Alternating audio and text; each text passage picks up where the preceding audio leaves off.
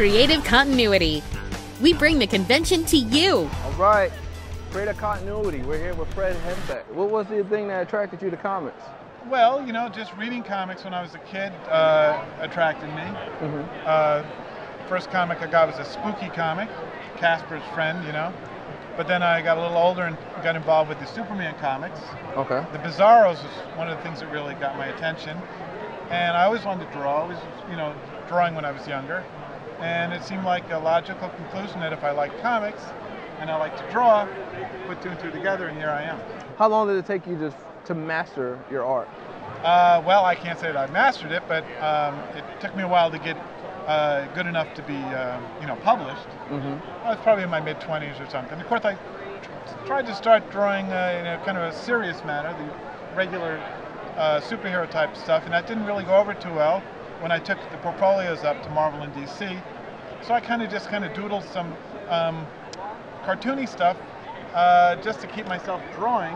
And I would send these, I just left college, so I'd write letters to my friends and I would do it in cartoon form.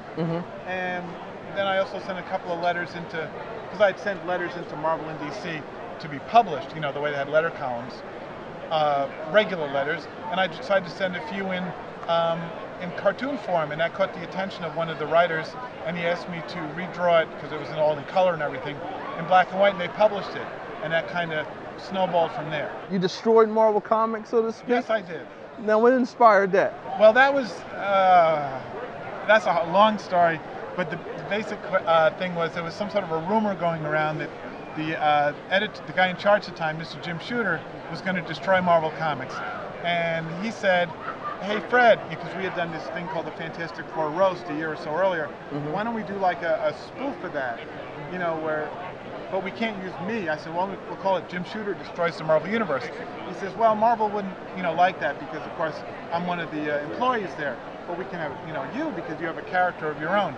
He said, okay, you know, not being that shy.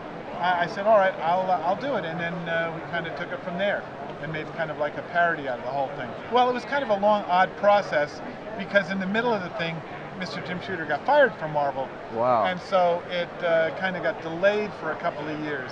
And I had to cut out, there's some sections in there with Mr. Jim Shooter, but we cut that out and put different stuff in. But ultimately it came out, and only I know how much it was really a chore to get out, but you know. Any backlash after? No, not at all. No, people were fine with it, yeah. Okay. Yeah. All right. So what happens now? Anything else that you hopefully want to work on, or? You know, I'm just out there trying to find a little work here and there.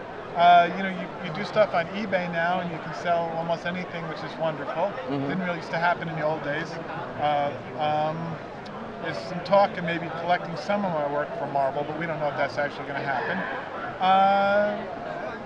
I'm always open for new ideas and new challenges. What are the two most recent books that you've done? Well, I did a story in a Garfield comic and a Mars Attacks comic. Oh, okay. Which are kind of like on opposite, you know, ends of the spectrum, but that's kind of the way I do it. All right. I don't know. I'm just open to whatever people are interested in. This is Creative Continuity, signing off with Fred Hembeck. Thank you. All right.